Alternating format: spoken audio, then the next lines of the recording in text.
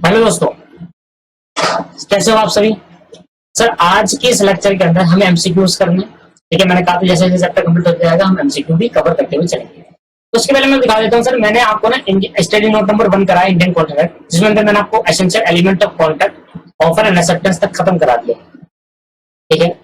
अब आगे voidable agreement होगा, कंसिडरेशन होगा, लीगलिटी ऑफ ऑब्जेक्ट कंसिडरेशन, ये सारी कॉन्सेप्ट मैंने सारी चीजें लिखवा रखी है अपने चैप्टर्स के अंदर। यहाँ 8 चैप्टर है, मैंने पहले चैप्टर को 3 चैप्टर में कन्वर्ट करा। Essential element, classification of contract, offer and acceptance, 3 chapter यहाँ हो गए, फिर बाकी ये हो गए। तो टोटल मेरे 10 चैप्टर मेरे हिसाब से है ना। तो मेरे हिसाब से चलिए सारी बातें कवर हो जाएगी। आप एक एक लाइन जाकर चेक कर सकते हैं सर, एक एक पॉइंट जाकर चेक करो, कुछ नहीं छुड़वाता मैं। हर देखो डियर, हम सीएमए वालों को ही पढ़ाते हैं सर, ठीक है। तो एक सेटिस्फेक्शन से मिलती है अंदर की यार सीए जैसा या सीए जैसा कुछ होगा ही नहीं हमारे साथ, ठीक है। CMA CMA CMA only CMA, क्योंकि मैं इसे स्टडी मैट से लेकर फॉलो करके पढ़ाते हैं।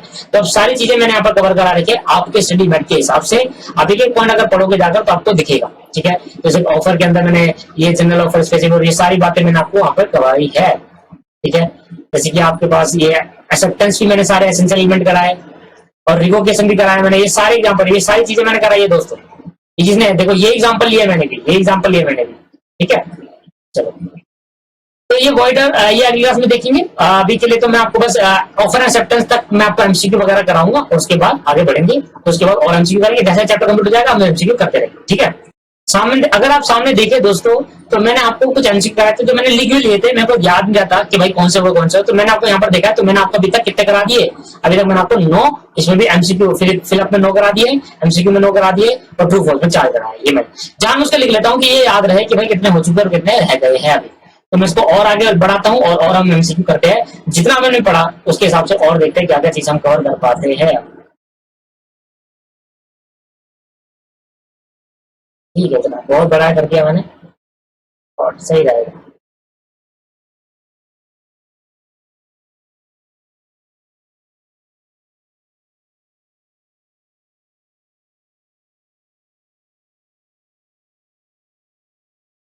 तो एमसीक्यू ट्रू फॉल्स कवर करते हैं। चलो तो 10वां मैं यहाँ पे स्टार्ट करो। ये सेकंड क्लास हो गई एमसीक्यू की, सेकंड क्लास हो गई है ना। तो यहाँ पर हम 10वां क्वेश्चन ट्राई करेंगे। चेंज कर देता हूँ पहले। तो एमसीक्यू में आ गया, मैंने 9 तक यहाँ तक आपको कंप्लीट करा दिया था, 9 तक कंप्लीट करा देता। अब मैं 10वें से आगे बढ़ रहा हूँ, 10वें से आगे बढ़ते हैं और जितना भी हमने अभी तक करा एक्सेप्टेंस तक उतना हम कंप्लीट करते हैं, ठीक है सर। लो भाई, तो सर 10 से स्टार्ट करते हैं। पहले तो आज की क्लास 10 से स्टार्ट करते हैं। पार्शियल एक्सेप्टेंस, पार्शियल एक्सेप्टेंस मतलब कुछ करा कुछ नहीं करा। मैंने कहा क्या तुम मेरी कार खरीदोगे, तो आपने कहा कि क्या खरीदोगे, आपने कहा कितने की बेच रहे हो, आपने कहा भाई 2 लाख की, मैंने कहा 1.5 लाख दूंगा। तो आपने कहा चल 1.5 लाख का तो एक्सेप्टेंस दिया, 2 लाख का मैंने दिया, आपने पूरा एक्सेप्टेंस दे दिया, क्या 2 लाख का दूंगा, आपने कहा 1.5 लाख का दूंगा। आपने मुझे क्या दिया, एक काउंटर ऑफर फेंका। मैंने आपसे बोला भाई मेरी कार खरीदोगे, आपने कहा हाँ खरीदूंगा सर, बताओ कितने की बेच रहे हो, मैंने कहा सर 2 लाख की बेच रहा हूँ। आपने कहा सर 2 लाख की तो नहीं कर दूंगा मैं, तो आपने फुल एक्सेप्टेंस नहीं दी। तो आपने कहा भाई, मैंने कहा पता कितने खरीदोगे, तो आपने अपना एक ऑफर रखा, सर मैं आपकी कार 1,80,000 में खरीदने को तैयार हूँ। That is called counter offer. क्या होता है उसको, काउंटर। तो काउंटर ऑफर ही पार्शियल एक्सेप्टेंस होता है। काउंटर ऑफर में ही क्या होता है दोस्तों, पार्शियल एक्सेप्टेंस होता है। क्यों होता है काउंटर ऑफर में पार्शियल एक्सेप्टेंस, क्योंकि वहां पर एक बंदा ऑफर दे रहा है, दूसरा बंदा अपना ऑफर फेंक दे रहा है। काउंटर पे अपना ऑफर रख रहा है कि भाई मैं इतने में खरीदूंगा। तो कितना खरीदा, 2 लाख, मुझे 1.5 लाख खरीद, 1.5 लाख का बोला तो कुछ तो खरीद लिया पार्शियली, आधा हाफ में लिखा वहां पर हाफ। बच्चे काफी बच्चे समझ लेते हैं पार्शियल का हाफ होता है। पार्शियल मतलब कुछ, वो हाफ से ज्यादा ही हो सकता है, हाफ से कम भी हो सकता है। तो मैंने कहा 2 लाख की कार खरीदो, आपने कहा 1.5 लाख की खरीद दूंगा भाई। तो आपने मेरा ऑफर आधे से ज्यादा एक्सेप्ट कर लिया, आधा छोड़ दिया। Partial acceptance equal counter offer. तो क्या कहते हैं दोस्तों, काउंटर ऑफर। याद आ रहा है आपको, मैंने पढ़ाया था काउंटर ऑफर 11 सर। याद रखना हमेशा tender is an offer. Tender क्या होता है दोस्तों, ऑफर होता है। बच्चे कंफ्यूज होते हैं कि टेंडर इनविटेशन टू ऑफर है या ऑफर है। टेंडर सर ऑफर होता है। टेंडर कौन सा ऑफर होता है सर, जनरल ऑफर होता है। टेंडर का मतलब क्या होता है, टेंडर का मतलब ये मैंने आपको पहले ही बताया था क्या होती है। गवर्नमेंट कंपनी, जैसे रेलवे का मैंने बताया था, रेलवे में वो लगा हुआ था, क्या कहते हैं, रेलवे में वो रखा हुआ था, क्या कहते हैं सर, रेलवे में जो रेलवे पटरी होती है उसके साइड में यहाँ दुकानें होती है ना, वो सारी आगे पीछे दुकानें होती है। तो आपने देखा होगा रेलवे में दुकान है, तो उसका क्या निकालती है गवर्नमेंट, टेंडर निकालती है कि लोग आए और हमें offer they. But sir government जब टेंडर, ये ऐसे नहीं कह रहा कि टेंडर निकाला, ये कह रहा है टेंडर बताओ क्या है, टेंडर ऑफर है। टेंडर जनरल ऑफर है। बहुत सारे लोग आएंगे, हमें ऑफर देंगे, हमें कोटेशन देंगे, बिट करेंगे, bit in the sense quotation देंगे कि भाई मैं इतना पैसे देने के तैयार हूं, ये दुकानें सारी मेरे को दे दो, मैं इतना पैसा देने के। तो वो कोटेशन और इन्विटेशन टू ऑफर है, टेंडर इन्विटेशन टू ऑफर नहीं है दोस्तों, गलती का मत करना। टेंडर का मतलब क्या है? गवर्नमेंट ने जब इस्तिहार दिया, एडवर्टाइजमेंट दी, तो वो हो गया जनरल ऑफर। वो क्या हो गया दोस्तों? टेंडर क्या होता है सर? जनरल ऑफर होता है। पर जब लोग यहाँ पर आते हैं कि भाई मैं खरीदने को तैयार हूं, मैं 5 करोड़ दूंगा, सारी दुकानें मेरे को दो, 1 साल के लिए मैं 10 करोड़ देने के तैयार हूं, ये क्या है? कोटेशन रख रहे हैं, अपना प्राइस सेट कर रहे हैं, अपना प्राइस रख रहे हैं। तो ये क्या है? Invitation to offer. टेंडर देना ऑफर है, लोगों का ऑफर फेंकना यह है इन्विटेशन टू ऑफर। दोनों में डिफरेंस है। टेंडर यहां बोल रहा है कि टेंडर देना क्या है? टेंडर देना तो जनरल ऑफर है। लोग जब इसको लोग जब ऑफर देंगे कि भाई मैं इतने पैसे दूंगा, आप सारी दुकान मेरे को दो 1 साल के लिए, इतने पैसे दूंगा, आप सारी दुकान मेरे को दे दो, वो जब लोग कोटेशन देंगे, अपना प्राइस रखेंगे, कोटेशन मतलब अपना प्राइस रखेंगे, तो वो कहते हैं इन्विटेशन टू ऑफर। आया तो हमेशा याद रखना, टेंडर हमेशा क्या होता है? ऑफर होता है। और कौन सा ऑफर होगा? General offer. स्पेसिफिक तो किसी पर्सन को होता है, जनरल मतलब पब्लिक होता है, एडवर्टाइजमेंट कर देती है। When counter offer is given, the original offer is, जब काउंटर ऑफर गिवन होता है, मतलब मैंने कहा कि 2 लाख की कार खरीदोगे, आपने कहा 2 के लिए 1.5 की खरीदोगे, तो जो पुराना जो मैंने नया ऑफर दिया आपको, मैंने जो ऑफर दिया था 2 लाख वाला, वो खत्म हो गया, क्योंकि फिर 1.5 लाख के आपने ऑफर फेंक देना मेरे ऊपर। आपने ऑफर नया रख दिया भाई, मैंने ऑफर कहा कि मैंने कहा भाई कार खरीद लो 2 लाख की, आपने कहा हाँ सर मैं खरीदने को तैयार हूँ, अगर आप खरीद लेते तो वो ओरिजिनल ऑफर रहता है। पर आपने कहा सर मैं 2 लाख की नहीं खरीदूंगा, 1.5 लाख की दे दो तो बताओ, तो आपने कहा 1.5 लाख की दे दो, तो आपने नया ऑफर रख दिया मेरे सामने काउंटर पे। तो जो पुराना 2 लाख वाला ऑफर था वो तो आप खरीदने चले, तो वो क्या हो गया? लैप्स हो गया। क्या हो गया दोस्तों? लैप्स हो गया। तो टेंडर क्या है दोस्तों? 11वें का टेंडर क्या है? जनरल ऑफर, जिसको जनरल ऑफर लिख सकते हैं, सिर्फ ऑफर भी लिख सकते हैं। और 12 का ये क्या कह रहा है आपसे? मैंने काउंटर ऑफर इज गिवन, जब काउंटर ऑफर आता है, ऊपर से दूसरा ऑफर आ जाता है, तो उसको पुराना ऑफर जो ओरिजिनल होता है वो लैप्स हो जाता है। क्या हो जाता है दोस्तों? ओरिजिनल ऑफर क्या हो जाता है दोस्तों? लैप्स हो जाता है। ठीक है भाई, लैप्स हो जाता है। 13 क्या कह रहा है? फॉर एक्सेप्टेंस आ गया। Acceptance to be valid it must be. Acceptance valid कब कहलाएगा? एक एक्सेप्टेंस वैलिड कब कहलाएगा मेरे दोस्तों? बता दो सर। एक एक्सेप्टेंस वैलिड कब कहलाएगा? जब वो एब्सोल्यूट और अनकंडीशनल हो। याद आ रही definition? Acceptance must be valid when it is absolute और अनकंडीशनल। एब्सोल्यूट होगा और क्या होगा? अनकंडीशनल। अब सारी बातें भूलो तो नहीं, इसलिए मैं पहले क्या होता था, फेस टू फेस में क्या कराता था, पहले मैं पूरा करा देता था, पूरा कॉन्ट्रैक्ट कराने के बाद मैं एमसीक्यू कराता था, तो बच्चे भूल जाते थे सर, भूल जाते थे, कहते सर ये तो आया नहीं, फिर मुझे दोबारा मेहनत करनी पड़ती थी। इसलिए क्या करता हूँ, 2 चैप्टर पढ़ाए उसके एमसीक्यू याद रहता है ना, रिवाइंड रहता थोड़ा बहुत, फिर 2 चैप्टर पढ़ाए फिर एमसीक्यू, फिर 2 चैप्टर पढ़ाए फिर एमसीक्यू, ऐसे एमसीक्यू खत्म हो जाते हैं साथ साथ, और पता भी चलता है कौन सा एमसीक्यू किससे रिलेट करता है, और याद भी रहता है। ठीक है, तो एक्सेप्टेंस क्या होना चाहिए? मस्ट बी एब्सोल्यूट और अनकंडीशनल होना चाहिए। An agreement agree in a future upon a term settle after between the party is not क्या, दोबारा मैं यहाँ पर बताता हूँ आपके पास, कुछ बातें जो होगी यहाँ पर नई नहीं होगी। मैंने कहा ना सर, नई बातें को नई का मतलब ये है कि नया प्रोविजन है, प्रोविजन सारे खत्म हो गए, प्रोविजन कुछ नहीं है, घुमाएगा आपको एमसीक्यू। कहते हैं देखो, an agreement to agree in a future, ऐसा एग्रीमेंट जो फ्यूचर में कर रहे हैं, upon terms to settle afterward between the parties. Parties कह रही है कि भाई फ्यूचर में एग्रीमेंट करेंगे, अभी नहीं कर रहे फ्यूचर में, तो फ्यूचर एग्रीमेंट वैलिड कहां से? नॉट वैलिड आएगा, future agreement is not valid. Future में कोई एग्रीमेंट करना तो अभी करो ना, फ्यूचर में कौन सा एग्रीमेंट? अभी आप एग्रीमेंट सेट करो कि फ्यूचर में हम एग्रीमेंट करेंगे, अभी आप यहाँ पर सेटलमेंट कर रहे हो कि यार एक काम रखते हैं कि फ्यूचर में हम ऐसा करके एग्रीमेंट करेंगे बिटवीन द पार्टी के बीच में, तो ऐसे एग्रीमेंट वैलिड नहीं कराएंगे। आज एग्रीमेंट कर रहे हो आप दोनों कि देखो फ्यूचर में हम इस कार बेचने का एग्रीमेंट करेंगे, तो फ्यूचर का एग्रीमेंट मेन होता है। आज का एग्रीमेंट क्या कर रहे हो आप? मैंने आपसे कहा कि देख क्या तू मेरी कार खरीदेगा? आपने कहा खरीद लूंगा, पर अभी नहीं, फ्यूचर में जाकर खरीदूंगा। तो एग्रीमेंट कब होगा? फ्यूचर में। पर आज हमने क्या कर लिया, आपस में एक और एग्रीमेंट बना लिया फ्यूचर के एग्रीमेंट के लिए, एक एग्रीमेंट, वो जो एग्रीमेंट बनाया अभी तो फ्यूचर के लिए है कि फ्यूचर में कार हो तो मुझे बेचियो, तो वो एग्रीमेंट जो आज बनाया वो वैलिड नहीं है दोस्तों, वैलिड नहीं है। एग्रीमेंट मींस एग्रीमेंट, ऑफर भी हो एक्सेप्टेंस भी आ, जिस दिन ऑफर एक्सेप्टेंस, ऑफर हो रहा है एक्सेप्टेंस नहीं हो रही, क्या फ्यूचर में एक्सेप्टेंस दूंगा, नॉट भी, वो वैलिड नहीं माना जाएगा। ठीक है भाई, valid acceptance once given can not be revocable. आ रहा है, एक बार एक्सेप्टेंस देने के बाद रिवोकेबल नहीं हो सकता, तो 40 यहां लिख देता हूं, नॉट वैलिड। 50 में पहुंच जाए, 50 यहां कर लेते हैं सर, रिवोकेबल या रिवॉक्ड, रिवोकेबल लिख लो या रिवॉक कर लो। 16 जहां ऑफर एक्सेप्टेंस पढ़ा ना इतना, टेंडर एंड बिड, मैंने आपको कहा था टेंडर और बिड क्या होता है सर? ऑफर होता है। टेंडर और बिड क्या बोलेंगे सर? ऑफर बोलेंगे। 17 सिंपल है ना अभी तक। कोटेशन मैंने कहा था, कोटेशन प्राइस का रखना, तो अलग अलग पब्लिक अपना अपना प्राइस रखेगी, तो कोटेशन करती ऑफर दे रही है, कोटेशन मतलब अपना प्राइस रखना, that is invitation to offer, invitation to offer. तो हम क्या बोलेंगे, इनविटेशन। याद आया समझ में, टेंडर निकाला, अब लोग क्या आएंगे, हम सब लोग जनरल पब्लिक क्या करेंगे, अपना अपना प्राइस कोट करेंगे कि मैं इतने में खरीदने को तैयार हूं, मैं इतने में, इतने में, इतने में। तो क्या कर रही है अलग अलग पब्लिक, क्या कर रही है, ऑफर दे रही है। तो हमने कोई ऐसी चीज करा जिसमें पब्लिक हमें आकर ऑफर करे, that is called invitation to offer. When proposal या proposal when accepted become a promise, जब प्रपोजल एक्सेप्ट हो जाता है क्या बन जाता है दोस्तों, प्रॉमिस बन जाता है। 19 ऐसे तो खत्म होते हैं। अब आपको इसलिए आपको अच्छा लग रहा है इसको पढ़ने में, क्योंकि आपने सर कर रखा है ये, आपको अब धीरे धीरे समझ में आ रहा है, क्यों, क्योंकि आपने अभी भी पढ़ाई है। 18 है नहीं, 19 पहले। The term proposal use in a contract is synonymous with the term. अच्छा, इसका एक सिमिलर वर्ड क्या होगा, तो प्रपोजल का सिमिलर दूसरा वर्ड क्या होता है, सिनोनिमस होता है, सिमिलर वर्ड ऑफर होता है।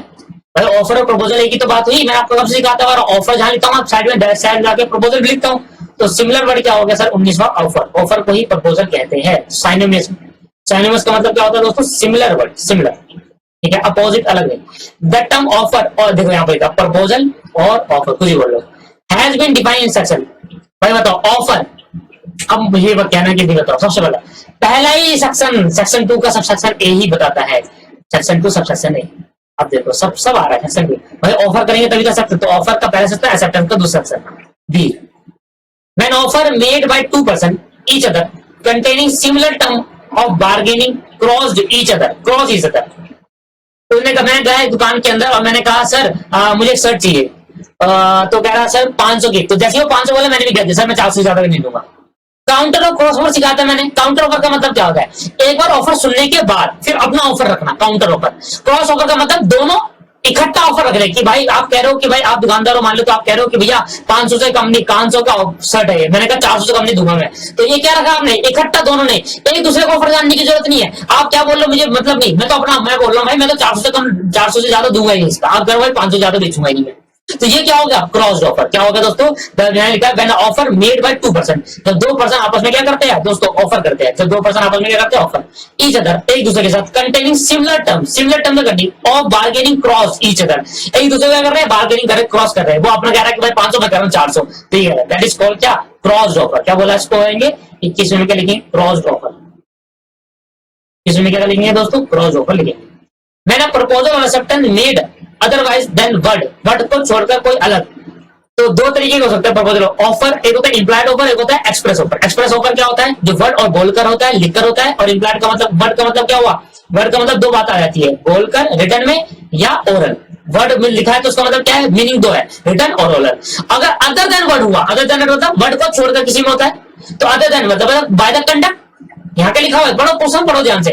जब कोई प्रपोजल और एक्सेप्टेंस मेड करा, बनाया, अदरवाइज, अदरवाइज मतलब वर्ड को छोड़कर, मतलब बोलकर या लिखकर, उसको छोड़कर, the promise is said to be, promise is said to be क्या, implied offer. Promise said to be क्या, इंप्लाइड ऑफर। आ रहा, समझ में नहीं आ रहा, इंप्लाइड होता है, नहीं तो क्या लिख देता, अगर कोई भी प्रॉमिस एक्सेप्टेंस ऑफर एक्सेप्टेंस हो रहा है by the word, by the word, और other than word, otherwise word, word को छोड़कर, तो क्या होगा, इंप्लाइड ऑफर होगा।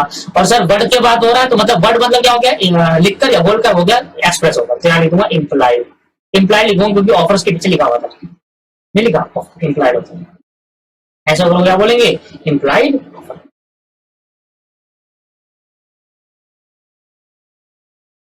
Implied offer. Various mode of revocation of one has been described in section. बताओ, ये मैंने आपको बताया था पर याद कर लो, इतना इंपॉर्टेंट नहीं है, अब एमसी के आगे दो, सेक्शन 6 में लिखा हुआ है रिवोकेशन। शायद मैंने बताया होगा या नहीं बताया, उनको ध्यान नहीं है, पर आप सुन लो, रिवोकेशन का सेक्शन 6 है, सेक्शन 6 में दे रखा है रिवोकेशन का मतलब, सेक्शन 6 में दे रखा है दोस्तों रिवोकेशन का मतलब। लो भाई 24 ये हो गया, एन एडवर्टाइजमेंट इनवाइटिंग टेंडर, तो वो यहाँ पर लिखा है टेंडर, जहां से टेंडर नहीं लिखा, यहाँ पर लिखा है एडवर्टाइजमेंट कराई टेंडर की, अलग अलग इश्तिहारों में, अलग अलग न्यूज़पेपर में, अलग अलग जगह पे एडवर्टाइजमेंट कराई, और ये लिखा इनवाइट करो, यहाँ पर लिखा है वर्ड इनवाइटिंग। देखो वर्ड जब इनवाइटिंग लिखा है इसका मतलब है कि लोगों को बोल रहे हैं कि आओ हमें ऑफर दो, that is called invitation to offer. अगर सिर्फ लिखा होता है टेंडर, इसका मतलब है सिर्फ अपनी नोटिफिकेशन निकाली गवर्नमेंट ने टेंडर का, अब लोग आएंगे ठीक है, नहीं आएंगे ठीक है, तो टेंडर देना ऑफर है। पर इनवाइट कर रहे हैं, एडवर्टाइजमेंट करा रहे हैं और कह रहे हैं कि भैया ऐसा करो कि आप हमें पास आओ और हमें ऑफर प्रोवाइड करो, प्रोवाइड दो। तो इनवाइटिंग का वर्ड जब यूज होगा तब वहां पर लिखेंगे इन्विटेशन टू ऑफर। अदरवाइज अगर सिर्फ लिखा है टेंडर तो लिखेंगे ऑफर। दोनों में डिफरेंस है। टेंडर इशू करने का मतलब सिर्फ और सिर्फ नोटिफिकेशन निकाल दी गवर्नमेंट ने अपनी साइट पर कि भैया ये लो हमने टेंडर इशू करा है, अगर कोई देना चाहता है, अगर कोई ऑफर अपना रखना चाहता है तो रख दे, पोर्ट करना चाहता है तो कर सकता है। इनवाइटिंग टेंडर का मतलब क्या हुआ कि हम खुद बोल रहे हैं कि आओ हमें ऑफर दो, ऐसा बोल रहे हैं हम लिखकर कि आओ हमें ऑफर दो, अगर आप खरीदना चाहते हो या कुछ करना चाहते हो आओ हमें ऑफर दो, that is the invitation to offer. दोनों में कंफ्यूजन थोड़ी बहुत रहेगी। अगर इनवाइटिंग टेंडर आएगा तो समझ लेना इन्विटेशन टू ऑफर है, अगर सिर्फ टेंडर वर्ड लिखा आएगा तो समझ लेना ऑफर है। टेंडर का मतलब होता है सिर्फ टेंडर देना, सिर्फ अब इन नोटिफिकेशन जारी करना, बाकी ये नहीं बोलना उसके अंदर कि भाई आओ हमें ऑफर दो। तो जब इनवाइटिंग का मतलब होता है वहां पर लिखा होता है कि आओ हमें ऑफर प्लेस करो, ठीक है, that is called invitation to offer. यहां पर आएगा 24 के अंदर इन्विटेशन टू ऑफर, ठीक है भाई। Good display in a shop window shop window with a price level with the amount तो इतना। एक गुड डिस्प्ले में सो रहा है दुकान के बाहर पे, शीशे वाले में लिखा हुआ है जूते रखे हुए मान लेते हैं ऐसे, उसका प्राइस का टैग भी शो हो रहा है, प्राइस का टैग भी शो हो रहा है। तो बताओ ये क्या है? लोगों को प्राइस दिखाने का पर्पस क्या है कि भाई ये देखो ये रिबॉक के सूट है इसका प्राइस 2000 है, ये रिबॉक के पूमा के सूट इसका प्राइस इतना है। लोगों को प्राइस दिखाने का मतलब क्या है? क्यों हम ऐसा कर रहे हैं कि लोग अब हमारे पास आए और पूछे हमसे कि हमारे इतना में खरीदेंगे, ये खरीदेंगे, वो खरीदेंगे, ऑफर दे कि हम ये खरीदना चाहते हैं, that is called invitation to offer. तो गुड डिस्प्ले करना क्या होता है? एक तरीके से इन्विटेशन टू ऑफर ही होता है मेरे दोस्तों। 25 ठीक है सर। जहां आपको लगे ना कि ऐसा कोई काम करा है जिससे लोग आकर हमें ऑफर प्रोवाइड करेंगे, उसका मतलब है इन्विटेशन टू ऑफर है। The person making a proposal is called, वो पर्सन जो प्रपोजल बनाता है उसको क्या कहते हैं दोस्तों बताओ? वो पर्सन जो प्रपोजल बनाता है उसको क्या कहेंगे? उसको हम कहते हैं ऑफरर।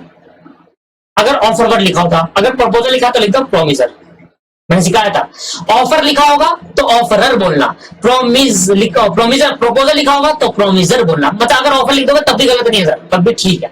बट एक अच्छा लगता है ना कि अगर वहां पर क्वेश्चन में लिखा है ऑफर, अगर कोई पर्सन ऑफर दे रहा है तो ऑफरर होगा, अगर कोई पर्सन प्रपोजल दे रहा है तो प्रोमिसर होगा। दोनों का मतलब एक ही है, सबको मतलब एक ही है दोस्तों, समझ में आ रहा है? तो यहाँ पर क्या लिख सकते हो? ऑफर या फिर प्रोमिसर। 26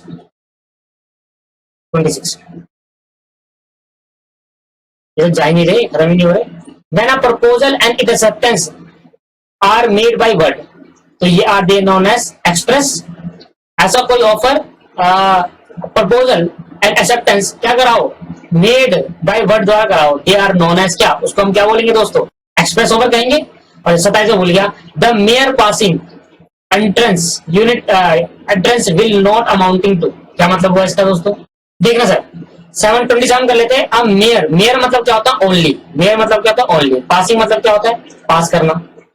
एंट्रेंस मतलब होता है statement. Will not amounting to a proposal, will not amounting to a proposal. देखो आप ना, मैं यहां पर बोलता हूं कि मैं अपनी कार बेच रहा हूं, मैंने अपनी इच्छा नहीं बताई, अपनी विलिंगनेस बताई, मैंने एक स्टेटमेंट दे दी मैं अपनी कार बेच रहा हूं। क्या मैं उसको प्रपोजल बोलूं? क्या मैंने आपसे पूछा क्या आप मेरी कार खरीदना चाहोगे, मैं इतनी की बेच रहा हूं? देखो कहने का तरीका है। यहां पर क्या लिखा है? अब merely passing, mayor passing, mayor passing मतलब अगर आप सिर्फ स्टेटमेंट ही दे रहे हो। अटेंडेंस का मतलब क्या हुआ? स्टेटमेंट। आपका स्टेटमेंट देना क्या वो ऑफर मान लिया जाएगा? नहीं, अपनी इच्छा दूसरों को बताना ऑफर माना जाएगा ना।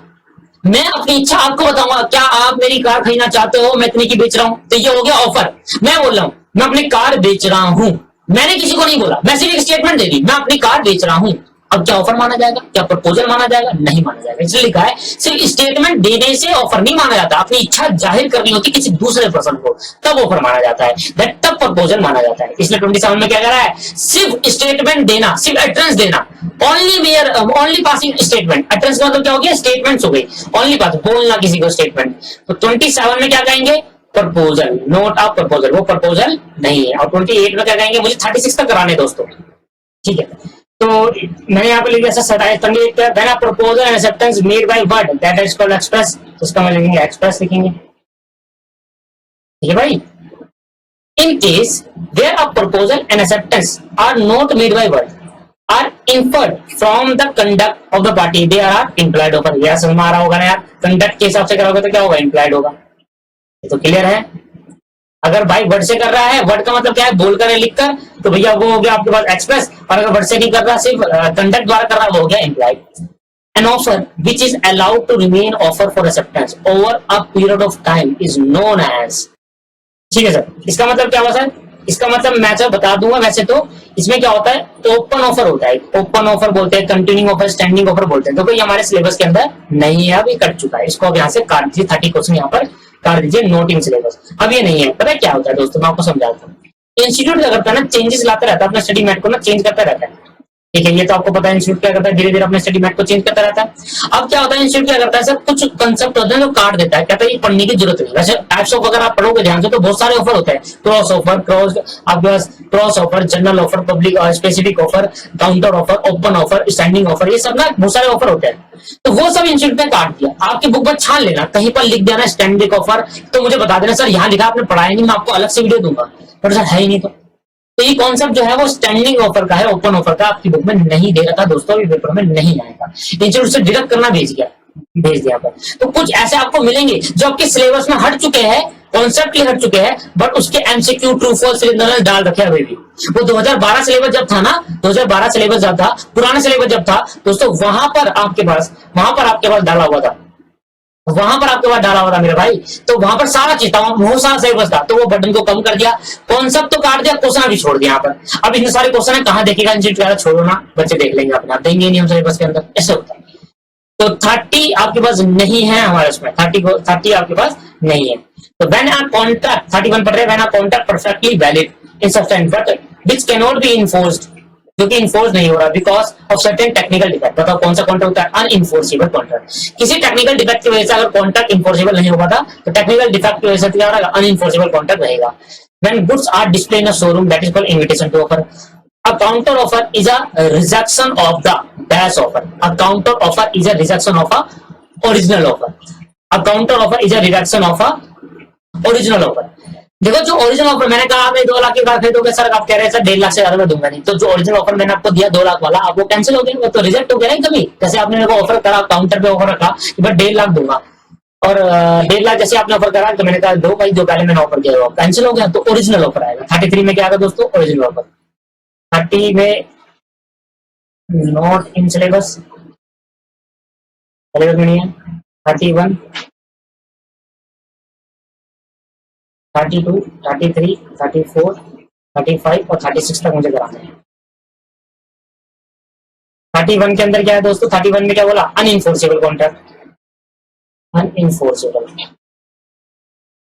32 में क्या बोला, इन्विटेशन टू ऑफर, प्राइस जो सेट करे, invitation to offer.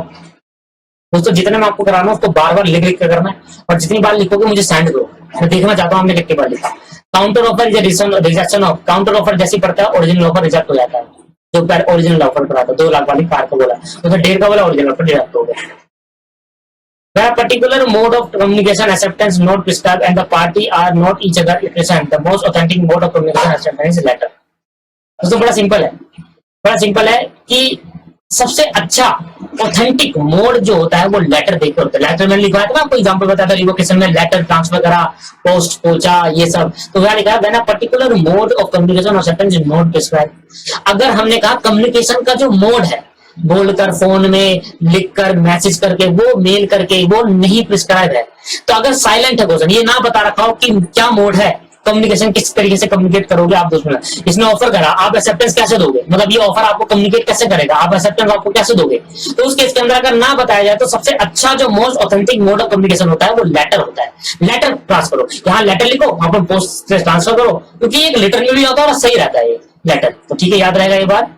When a person without expressing his final willingness proposal sent in term on which he is willing to negotiate, he may, अगर जब तक एक आपके पास जो होगा when a person without expressing his final willingness, याद है आपने डिफरेंस बिटवीन पढ़ा था ऑफर इन्विटेशन के ऑफर में।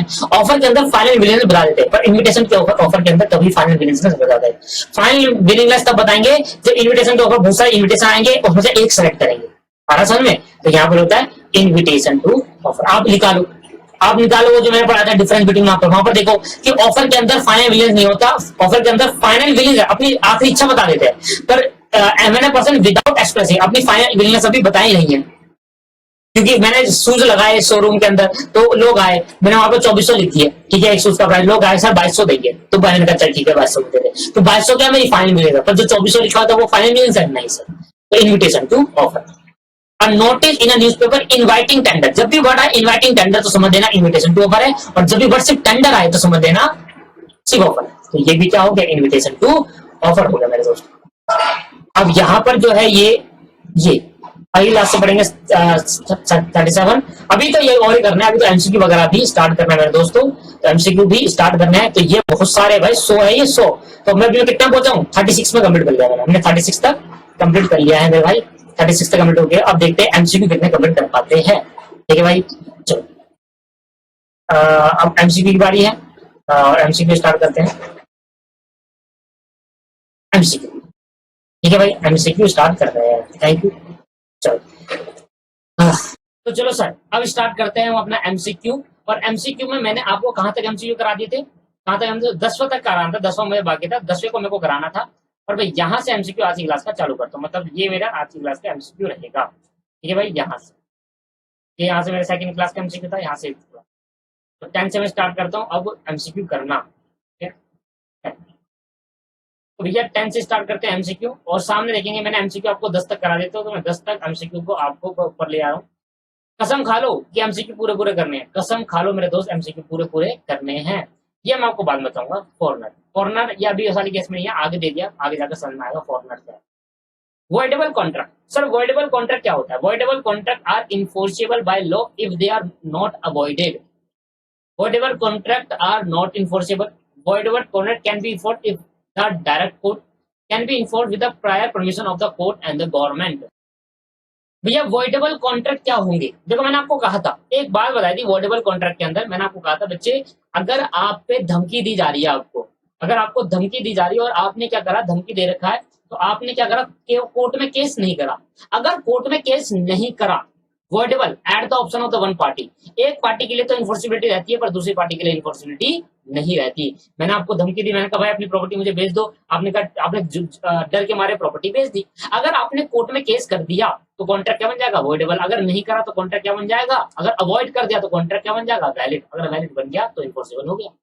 बताया था या नहीं बताया था, बताओ। मैंने आपको कहा था दोस्तों कि अगर आपने केस कर दिया तो वो कॉन्ट्रैक्ट वॉइडेबल मान लिया जाएगा, और अगर आपने केस नहीं करा, डर के मारे अगर आपने केस नहीं करा तो वो कॉन्ट्रैक्ट फिर वैलिड माना जाएगा। जज साहब को थोड़ा पता है आपने प्रॉपर्टी डर के मारे बेची है, केस करोगे तभी तो पता चलेगा, यही तो बात बताई थी मैंने। तो अगर आपने अवॉइड कर दिया तो वो क्या हो जाएगा, वैलिड कॉन्ट्रैक्ट मान लिया जाएगा, और वैलिड मान लिया जाएगा तो इन्फोर्सिबिलिटी रहेगी। तो यहाँ पर मेरा ए रहेगा, are enforceable by law if they are not, sorry they are not avoided. हाँ, if they are not avoid, बिल्कुल सही तो है, सिंपल है। एक पार्टी के पास ऑप्शन रहता है नहीं रहता, बताओ। एक पार्टी के पास ऑप्शन रहता है केस करने का, अगर वो केस कर देगा तो ठीक, नहीं करेगा तो इन्फोर्सिबिलिटी वैलिड रहेगा, वो वैलिड रहेगा तब भी इन्फोर्सिबल। और एक पार्टी के पास हमेशा इन्फोर्सिबिलिटी रहती है कि वो जाकर केस कर सकता है। बताओ, आपको मैंने धमकी दी और आपने कहा कि भाई मैंने कहा कि भाई अपनी प्रॉपर्टी बेच दे मुझे 5 लाख रुपए की, जबकि प्रॉपर्टी 5 करोड़ की थी, आपने डर के मारे बेच दी। अब आपका ऑप्शन है केस करने का, नहीं करेगा। हाँ, एक पार्टी के पास हमेशा इन्फोर्सिबिलिटी रहती है पर दूसरी पार्टी के पास इन्फोर्सिबिलिटी नहीं रहती। अगर आप अवॉइड नहीं करोगे ना तो इन्फोर्सिबिलिटी हमेशा रहेगी। अगर आप अवॉइड कर दोगे, नहीं करोगे, केस नहीं करोगे, तो इन्फोर्सिबिलिटी किस बात की, तो वैलिड मान लिया जाएगा, इन्फोर्सिबिलिटी खत्म। आया समझ में नहीं आया? चलो दोस्तों, इसके बाद एक बार मैं इससे पहले वाला क्वेश्चन देखूं, फॉरनर। अब foreigner is a competent into contract. अच्छा, ये अभी नहीं होगा, सेक्शन 11 पढ़ाना पड़ेगा इसके लिए। 11 का मेरा 10 का भी पेंडिंग है, 11 का आंसर जो रहेगा मेरा वो ए रहेगा। अगर आपने अवॉइड नहीं करा, आपको लगा कि भाई डर भरा ऐसी की तैसी, मैं तो केस करूंगा जाकर, तो इन्फोर्सिबिलिटी है वो। The term of agreement must be certain, must be capable of made certain, all of the above, and ambiguous and clear. Unambiguous and clear का मतलब हो गया नेगोशिएबल इंस्ट्रूमेंट जब आएगा ना दोस्तों तब इसके बारे में बताऊंगा। अभी के लिए ऑल ऑफ द अबव कर लो। सर्टेन होना चाहिए, कैपेबल होना चाहिए, उसकी करने की क्षमता होनी चाहिए। सर्टेन मतलब कुछ ना कुछ होना चाहिए, जैसे कि पॉसिबिलिटी ऑफ करना होना चाहिए, सर्टेन कैपेबल उसकी बस की हो, पहले तो कॉन्ट्रैक्ट करना, और कुछ ना कुछ होना चाहिए, अनसर्टेन चीज नहीं होनी चाहिए, सर्टेन होनी चाहिए, पहले से डिफाइन होना चाहिए। भाई ये कह रहा है कि भैया सिप के ना अमेरिका से कार आ रही है, अमेरिका से मेरे पास क्या आ रही है, कार, अगर वो आ गई तो मैं तेरे को भेज दूंगा, तो अनसर्टेन है, आए ना आए, पर कार तेरे पड़ी है तो सर्टेन है, और तू बेच सकता है, कैपेबल है बेचने के लिए। और ये क्या है, एनएम्बिगियस एंड क्लियर, एनएमबीए क्लियर, नेगोशिएबल इंस्ट्रूमेंट डाउन दो, डिटेल में कराऊंगा नेगोशिएबल इंस्ट्रूमेंट, वहां पर आपको क्लियर हो जाएगा। ठीक है भाई, अभी के लिए all of the above is the right answer. Clear है, ये मेरे पे पेंडिंग रह गया, मुझे सारी चीजें याद रहेगी, आप टेंशन मत लो, जो चीज मैंने बताया मैं सब कराऊंगा आपका। एनएमबीएस डॉक्यूमेंट एक इंस्ट्रूमेंट होता है, वो आपको कराना है। ठीक है, अ contract is a contract from the time it's made, contract को कॉन्ट्रैक्ट कब माना जाएगा, एक कॉन्ट्रैक्ट कब कॉन्ट्रैक्ट बनेगा, जिस दिन बनाया उस दिन, from the time it performance due, जिस दिन परफॉर्मेंस ड्यू उस दिन, at the time from its performance, at the time जिस टाइम पे परफॉर्मेंस हुई उस दिन, या नन ऑफ द अबव।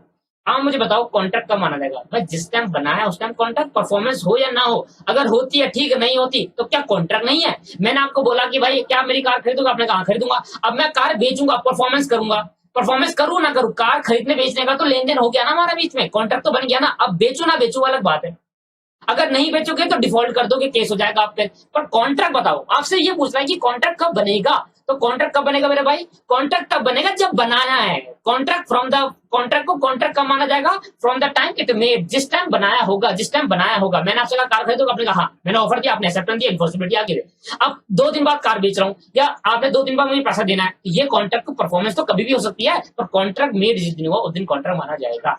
तो A is a right answer, A is a right answer. और 13 का आंसर क्या है, 13 का आंसर ए। ठीक है भाई, an executed contract, executed contract क्या होता है, both the party have fulfil their promise, क्या दोनों पार्टी तो अपनी फुलफिल कर लेती है promise, both the parties have yet to be, sorry yet लिखा है, येट, येट मतलब अभी फुलफिल करना बाकी है, मतलब अभी पेंडिंग है, दोनों पार्टी ने अपना प्रॉमिस फुलफिल नहीं करा, any one of has been fulfil the promise, एक पार्टी ने कर दिया, वो तो हो गया एग्जीक्यूटरी। एग्जीक्यूटेड मतलब क्या होता है, जब दोनों पार्टी अपना प्रॉमिस फुलफिल कर लेती है, both party A, both the party have fulfil their promise, जब दोनों पार्टी फुलफिल कर लेती है अपना प्रॉमिस, दोनों पार्टी अपनी ऑब्लिगेशन को पूरा कर लेती है, वो एग्जीक्यूटेड होता है, जब एक पार्टी करती है वो एग्जीक्यूटरी होता है। तो C is right answer, executed पूछा था आपसे, बताओ सी आपके पास आंसर आएगा। 14 का, 15, 16, 17, 18, 19, 20। मैं इसको इसलिए लिख रहा हूँ दोस्तों कि मुझे याद रहे। वॉइड एग्रीमेंट क्या होता है, इज नॉट वॉइड एब इश्यू, void agreement is not, may और may not be legal, legal हो भी सकते हैं और इलीगल। वॉइड एग्रीमेंट सारे इलीगल होते हैं, नहीं, मैंने बताया था हर एक वॉइड एग्रीमेंट इलीगल नहीं होगा, पर हर एक इलीगल एग्रीमेंट वॉइड रहेगा, ये बताया था नहीं बताया था मैंने। तो क्या बोला, हर एक इलीगल एग्रीमेंट वॉइड तो है, पर हर एक वॉइड एग्रीमेंट इलीगल नहीं है। क्या हो सकता है, इलीगल हो भी सकता है और नहीं भी हो सकता। हर अगर मैं लिख दूं वॉइड एग्रीमेंट इज इलीगल, तो ये इसका मतलब ये हो जाएगा कि आप ये बोलना चाह रहे हो कि हर एक वॉइड एग्रीमेंट इलीगल है, बट नहीं। वॉइड एग्रीमेंट का मतलब वो एग्रीमेंट होता है जिसमें एक भी एसेंशियल एलिमेंट में एक भी मिस कर जाता है, वो इलीगल। इलीगल एग्रीमेंट तो वो हो गया जो प्रोहिबिटेड बाय द लॉ है, लॉ द्वारा मना करा गया है। ठीक है, लॉ द्वारा मना करा गया है। मैंने आपको कार बेची, बदले में कोई कंसिडरेशन नहीं दिया, तो कंसिडरेशन होना बहुत जरूरी है। मैंने आपको कार बेची पर आपने बदले में मुझे कुछ पैसा नहीं दिया, तो कंसिडरेशन होना जरूरी है। मैंने कहा चलो कोई बात नहीं, ले ले ऐसे, तो ये क्या है, वॉइड एग्रीमेंट, शुरू से ही वॉइड है। तो वॉइड क्या इलीगल हो गया, नहीं दोस्तों, कार बेचना कोई इलीगल है, हाँ कंसिडरेशन होना जरूरी था। मैंने कहा चलो ऐसे कर लेते हैं, एक शर्त लगाते हैं, एक शर्त लगाते हैं, और शर्त क्या लगाते हैं, शर्त लगाते हैं कि भाई देख मैं जादू से सोना निकाल दूंगा। तो ये मैंने क्या लगाई, बैट, सॉरी ये मैंने लगाया बैट, बैट लगा ली, तो इसको बोलते हैं वेजरिंग एग्रीमेंट, बताऊंगा मैं आपको।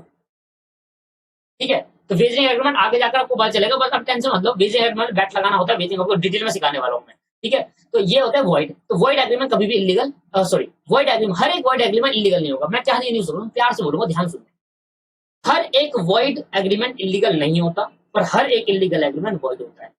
मतलब अगर कोई एग्रीमेंट इलीगल है तो वो वॉइड भी है, पर अगर कोई एग्रीमेंट वॉइड है तो वो इलीगल नहीं आ सकता, हो भी सकता है नहीं भी हो सकता। समझ में आ रहा है, इसलिए क्या मे और मे नॉट भी इलीगल, इलीगल हो भी सकता है और नहीं भी हो सकता। और देखो is not void ab initio, मतलब इज वॉइड एब इनिशियो लिखना था इनको, तो मैं कहता both B and C, not लिखा है, वॉइड एग्रीमेंट तो शुरू से ही वॉइड होता है, वॉइड एब इनिशियो, तो C is the right answer, इसके लिए सी ही बेटर रहेगा ये आंसर। ठीक है भाई, राइट इन रिम इम्प्लाई, राइट इन रिम इम्प्लाई, तो इसको मैं आपको बाद में कराऊंगा, इसको मैं आपको बाद में कराता हूँ, थोड़े टाइम में कराऊंगा भी, है ना, इसको मैं आपको बाद में करूंगा। बैलेंसिंग छोड़ दो, राइट इन रिम, इसका ना कॉन्सेप्ट हट चुका है दोस्तों, इसका हमारा कॉन्सेप्ट हट चुका है हमारे सिलेबस से, बट इसके एमसीक्यू छोड़ दिए गए हैं। जब पुराना सिलेबस हुआ करता था तो वहां पर इसका कॉन्सेप्ट भी था, राइट एंड इन, तो वहां पर इसको हटा दिया, अब हटा दिया नए सिलेबस के अंदर, और इसके एमसीक्यू हटाना भूल गए इंस्टीट्यूट। तो ऐसे बहुत सारे क्वेश्चन मिलेंगे जहां पर कॉन्सेप्ट तो नहीं होगा बुक के अंदर, आप ढूंढ लेना कहीं आपको राइट एंड इन मिल जाए, तो मैं गारंटी लेता हूँ मिलेगा ही नहीं, क्योंकि इंस्टीट्यूट ने हटा दिया दोस्तों।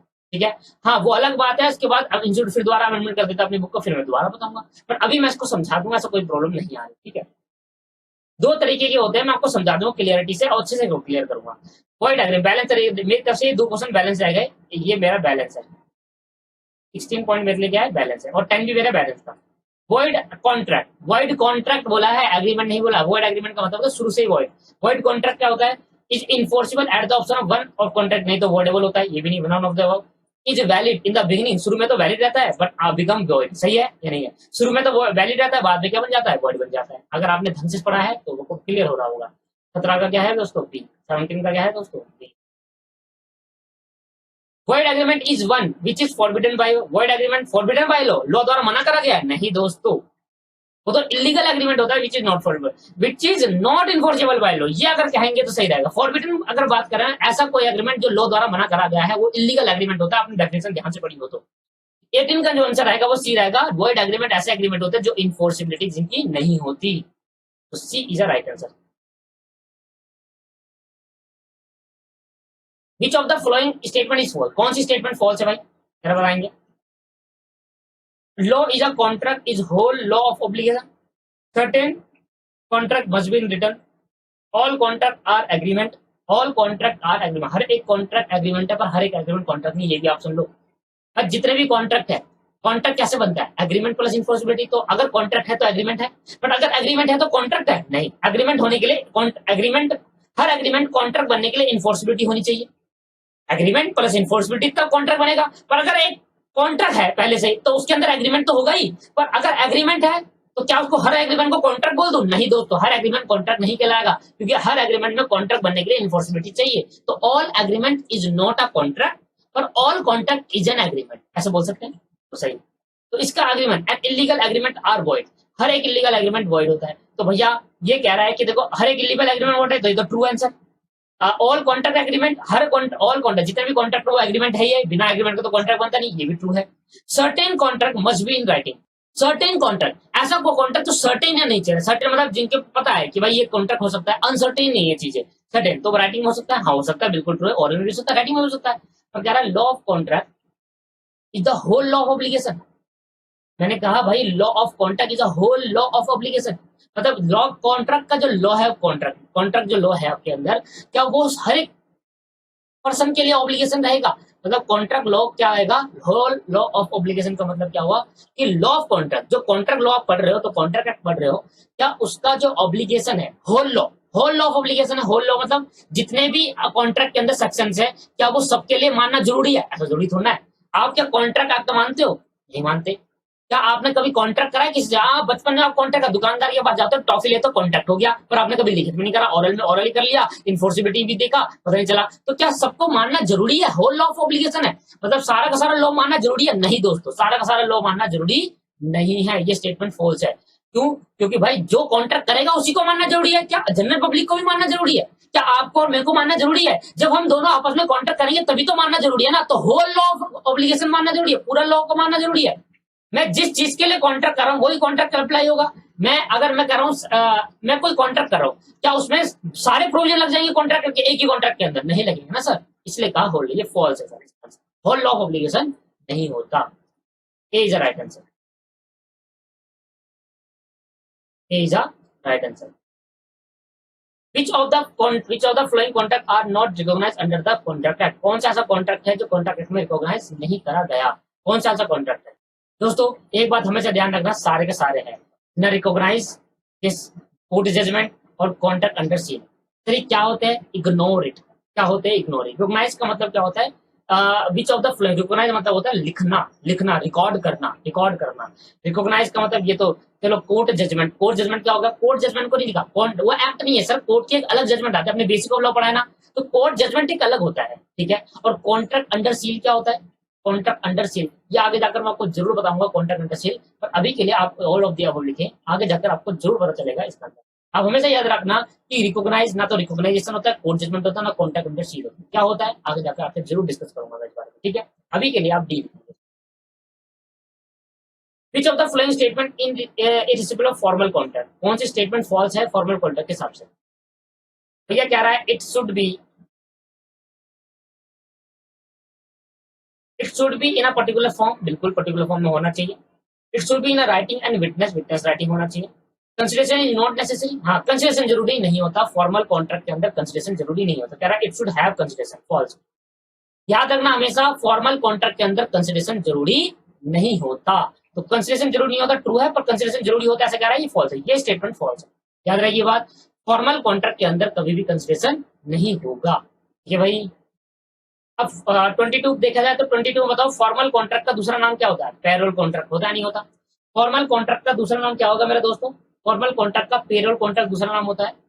और इंग्लिश लॉ के अंदर, इंग्लिश लॉ का मतलब क्या होता है दोस्तों, देखो मैं आपको एक चीज बताता हूँ, जो लॉ इंडियन लॉ के अंदर नहीं होता, ये कॉन्ट्रैक्ट के अंदर ये था। इंडियन लॉ के अंदर कौन कौन से कॉन्ट्रैक्ट नहीं लेंगे, रिकॉग्नाइज नहीं करे इंडियन लॉ के अंदर, recognisation, contract under seal, court judgment, all of the मतलब सारे के सारे ले लिए। याद रहेगा कि इंडियन कॉन्ट्रैक्ट के तीन चीज नहीं ली गई, रिकॉग्नाइजेशन, कॉन्ट्रैक्ट अंडर सील और कोर्ट जजमेंट। क्या होता है ये, इग्नोर इट, अभी मैं आपको आगे जाकर समझाऊंगा क्या होता है, ठीक है। आगे तो इंग्लिश इंडियन लॉ के अंदर नहीं है, तो पक्का जो चीज इंडियन लॉ के अंदर नहीं है वो इंग्लिश लॉ के अंदर है। तो इंग्लिश लॉ के अंदर कौन सी ऐसे रिकॉग्नाइज है, तो मैंने कहा पेरोल कॉन्ट्रैक्ट में ए, आपके पास रिकॉग्नाइजेशन, कॉन्ट्रैक्ट अंडर सील, तो both A and B is right answer, समझे आप। इंडियन कॉन्ट्रैक्ट एक्ट के अंदर तीन चीजों को रिकॉर्ड नहीं करा, लिखा नहीं गया। पहला रिकॉग्नाइजेशन, कॉन्ट्रैक्ट अंडर सील और कोर्ट जजमेंट, ये इन तीनों को नहीं लिखा। तो अगर इंडियन कॉन्ट्रैक्ट एक्ट के अंदर इन तीन, तो इंग्लैंड वाले के अंदर लिखा होगा, इंग्लिश लॉ किसको बोलते हैं, इंग्लैंड वाले को, तो इंग्लैंड के अंदर लिखा होगा, तो लिखा है देखो बोथ ए एंड बी। अगर सी होता तो यहाँ पर सी, अगर वो होता ना कोर्ट जजमेंट, तो मैं वो कहता बोथ ए बी सी, तीनों बोल देता। आई बात समझ में यानी, ठीक है भाई। तो सबसे पहले मेरे को समझ में, मुझे लग रहा है कि आपको ये बातें अभी आपको दिक्कत कर रही है कहीं ना कहीं, मुझे लग रहा है कि यार ये चल मजा नहीं आ रहा समझने में, हाँ। तो सबसे पहले मैं आपको नेक्स्ट पार्ट के अंदर इसका नेक्स्ट पार्ट और बनाएंगे, है ना। ये आपके पास पार्ट 2 है ना, तो पार्ट 3 में जाकर देखो आप, इसी का पार्ट 3 होगा। इसी पार्ट 3 के अंदर सबसे पहले तो मैं यही बता दूंगा कि कॉन्ट्रैक्ट अंडर सील क्या होता है। वैसे बताया है मैंने फॉर्मल कॉन्ट्रैक्ट के अंदर, अगर आप वहां से पढ़ो contract under seal, court judgment तो पता है, कोर्ट की जजमेंट, रिकॉग्नाइजेशन, तो इसके बारे में पहले डिटेल में बता दूंगा, फिर इसके बाद इसमें आएंगे। और रिमेनिंग अभी बहुत सारे हैं यार, ऑफर एक्सेप्टेंस के ना बहुत सारे एमसीक्यू है, तो सर उसको भी कंप्लीट करेंगे, अभी नहीं हो पाएगा, पार्ट सी में जाकर हम इसको करते हैं, पार्ट में तो थर्ड, ठीक है भाई। उसके बाद जाकर नया चैप्टर चालू करेंगे, ठीक है भाई। जब तक ये खत्म नहीं होगा तब तक नया चैप्टर चालू नहीं करूंगा, क्योंकि एमसीक्यू ही बहुत इंपॉर्टेंट है। एमसीक्यू 60 नंबर के आएंगे भाई, मजाक नहीं हो रहा, 60 नंबर मीन्स, और 60 के 60 नंबर के एमसीक्यू बुक में से आएंगे, एक भी नहीं छोड़ना मुझे किसी भी हालत में, ठीक है। तो मुझे लग रहा, बाकी मुझे पता है कि ऊपर वाला आपको सबको क्लियर हो गया, बाकी कहीं आपको दिक्कत आ रही है, बस आपको दिक्कत इन्हीं दो में आ रही है कि क्या है, तो इन दो को मैं पहले डिस्कस कर लूंगा नेक्स्ट क्लास। आज की क्लास में इतना ही करते हैं, thank you very much, bye bye. भाई मुझे करीब आपको मैं बता दूं कितने तक कराने हैं सर, जहां जहां ऑफर है, जहां जहां ऑफर एक्सेप्टेंस दिखा है ना, वो सारे कराने हैं मुझे, जहां जहां ऑफर एक्सेप्टेंस दिखा है वो सारे कराने हैं। और एक दो मैंने 10वां पॉइंट भी छोड़ा था ना, वो भी मैं करा दूंगा आपको, है ना। अभी देखो ये ऑफर, ये अभी तो 62 तक पहुंच गए हैं।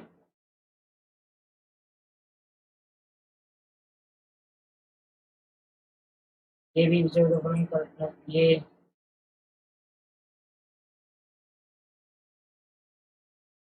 अभी 71, भाई बहुत सारे हैं इसके अंदर, तो अगली क्लास पूरी लगेगी दोस्तों इसके अंदर, आराम से समझाना है मुझे।